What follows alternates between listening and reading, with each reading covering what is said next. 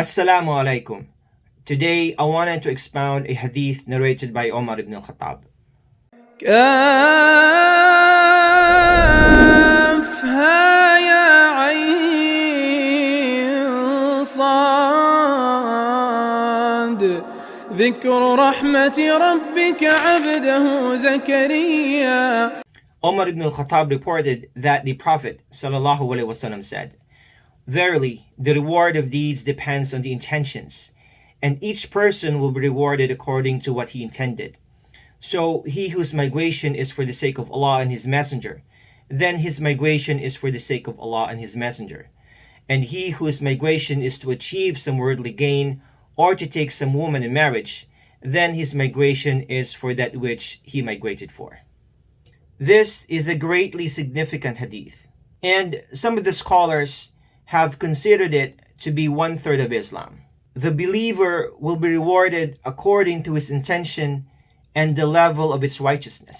So the one whose deeds are sincerely devoted to Allah, they will be accepted even if they are few, on condition that they comply with the Sunnah. On the other hand, the one whose deeds are done for the sake of showing off before people and are not sincerely devoted to Allah, they will be rejected even if they are grand and numerous. Any deed that is done for the sake of something other than Allah, whether it is done for the sake of a woman, money, prominence, or any other worldly affair, Allah will not accept it. This is because the two conditions for the acceptance of any righteous deed are, number one, that it should be sincerely devoted to Allah alone, and number two, that it complies with the guidance of the Messenger of Allah sallallahu alaihi wasallam.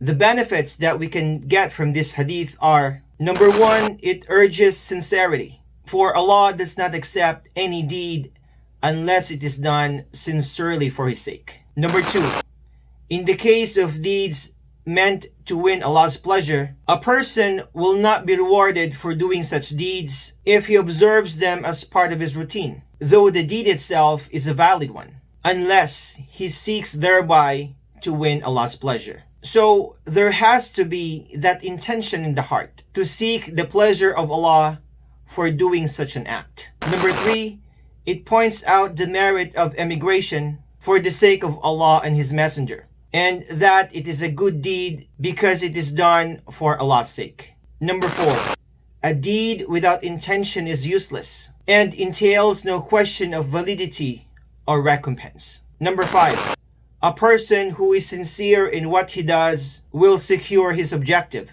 namely the validity of the deed and its reward. If the requirements are met, his deed is valid and worthy of reward. And number six, when done without sincerity to Allah, a deed is rendered worthless.